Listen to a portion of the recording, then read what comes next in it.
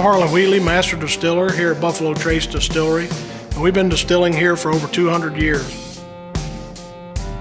The reason we call it Buffalo Trace is because the buffalo crossed the Kentucky River here at the site in the original settlement, and the pioneers followed behind it. So we call it Buffalo Trace in honor of that original heritage.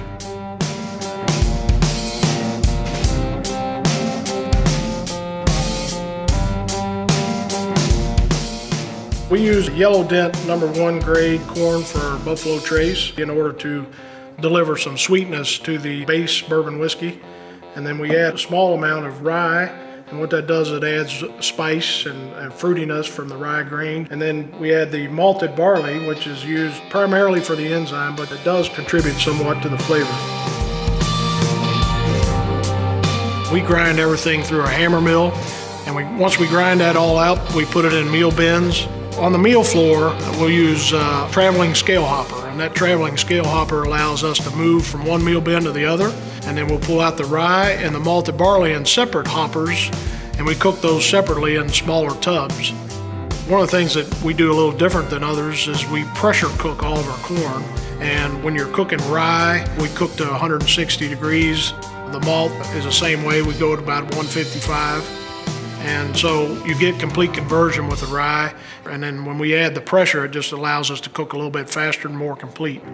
Once we complete the cooks, you put those under pressure, cool them down with a vacuum system, and then we'll pump those cooks, each one, into a fermenter.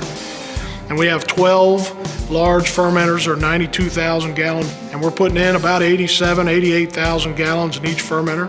Before we add all the grains, we add yeast. And once we put the yeast in, then the yeast starts consuming the sugars that were converted during cooking.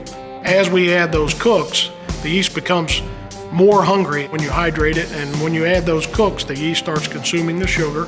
The byproduct of that action is the alcohol. After they're fermented, we'll pump that beer to the beer still. And we have a 7-foot diameter, 30-foot tall still that we use for distilling all the first distillation for Buffalo Trace, and then we will double distill into a pot, and we'll do that again so all of our whiskey is double distilled, and then we'll send that to the warehouse where we'll put that whiskey into the barrel.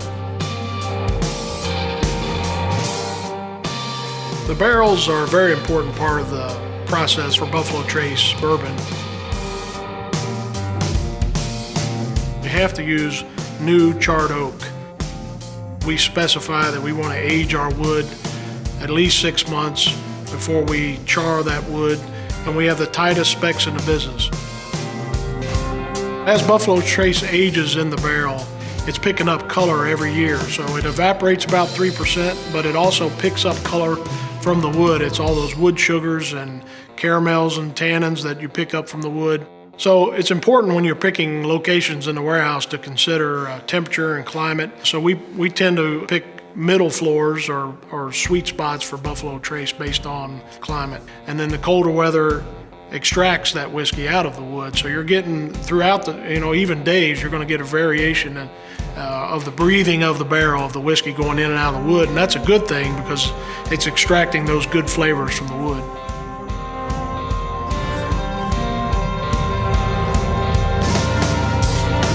Once the Buffalo Trace is aged and reached maturity, we go into the warehouses and we sample each of those barrels and we taste them, and we still compare those samples to the very first batch we made in 1999. We want consistent flavor. We want that to be a nice, mature, well-rounded bourbon to give all the aspects we're after, the sweetness and the caramel flavors and vanilla.